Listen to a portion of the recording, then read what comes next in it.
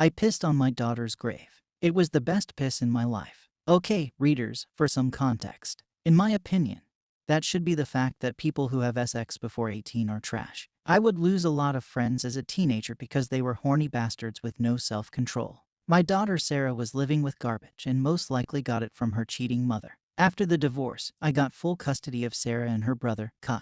Their mother passed in a car crash, leaving them with me even more. The problem started when I noticed that Sarah was very into boys around 12 years old.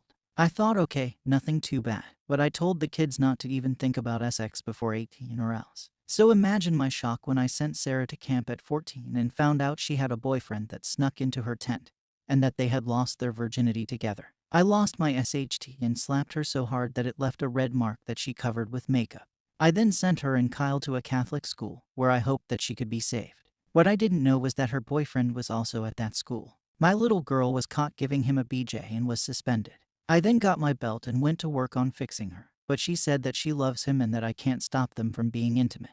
She then brought him home and properly introduced us. His name was Jack. Jack was so effing smug about how he was screwing my daughter. He said, "So you don't think teenagers should have sex?" Huh, well, that's nice for you, but I love banging on your daughter. I told him to get out of my house. My little Sarah was pissed and told me to stop being a prude. Then I punched her in the stomach and said, "Don't you dare F him again ever." She cried while saying, "Okay, fine." I didn't know, but they were still banging at the school, and my good boy Kyle was a rat like me at his age. He told me that he overheard Sarah on the phone and that she did Jack at the Catholic school, and that they were quote effing their frustrations out, and that my little girl, my precious princess, my pride and joy, said, "God is watching us. I want you to F Jesus out of me." I swear to effing God, snitches like me and Kyle are heroes. I rushed home and found them in her bed. Jack then said, "Oh, look, babe, it's your prude B, Daddy." Long story short, Jack left my house with a black eye and a bloody nose. And he lied to his mother about how he got the injuries out of shame.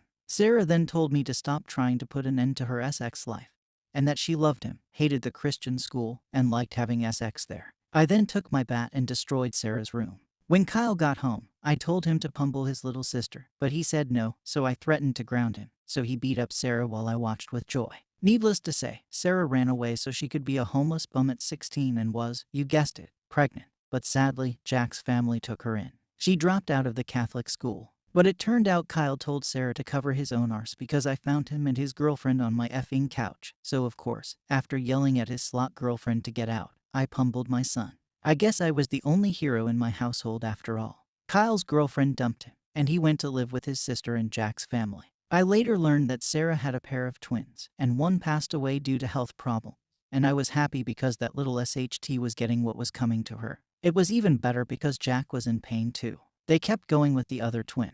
I hoped for even worse misery for them, and that came 2 years later. There was a break-in at their apartment, and the worst happened. Not only were they robbed, but Jack was beaten within an inch of his life and could do nothing but watch helplessly as Sarah was violently s-ed by the intruders right in front of him. Jack later unalived from his injuries in the hospital. They lost everything they owned, and their only toddler was taken by CPS because a call was made to them by yours truly, of course. And also, Sarah got herpes from her attacker, which I know is hilarious. I was on cloud 9 when I found out, and I went to her broken apartment and told Sarah that she deserved it for being a teenage W. To add insult to injury, I let her know that I called CPs. She called me the devil and slammed the door in my face. Later, she found out that she was pregnant, and it was her attacker's baby. She then came crawling back to me because, for reasons I don't know, Jack's family wouldn't help her and Kyle wasn't around.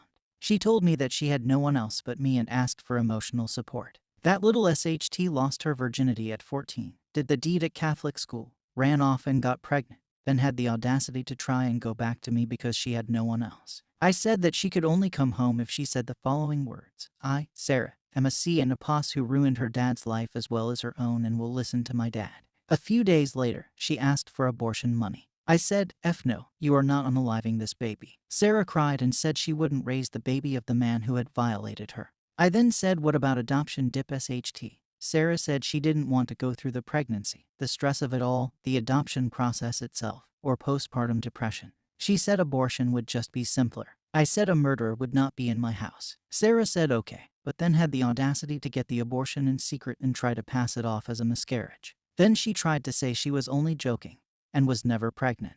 I got the truth out of her, then proceeded to beat the ever-loving SHT out of her and throw her skank, murdering STD-ridden asses out of my house. When I was punching her, I told her she deserved it when she got SA'd.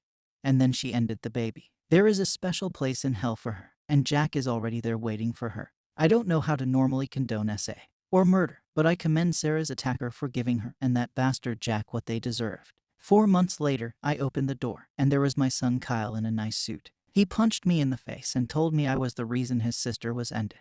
Apparently, she hung herself. Kyle said that I was a piss-poor excuse of a parent for using my kids just for having intimate fun. And getting my only grandchild into foster care, Kyle couldn't get the kid because I informed CPS about Kyle's previous substance use. It shouldn't be surprising that Kyle claims I'm the reason he became a substance addict.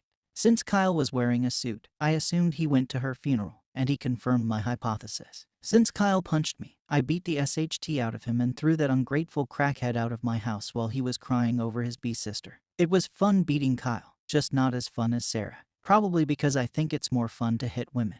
Considering the title of the post, I think you know where this is going. I went to her grave when no one else was around, and I was just mocking her for the fact that her self-harm guaranteed her place in hell. I then sarcastically asked her if getting Jesus F-ed out of her was worth it. I took a good, long piss all around the dirt. It was a great pass, the kind where you just put your head and neck back and moan quietly. Late at night, I found Jack's grave, took a nice SHT on it, and wiped my arse on the gravestone.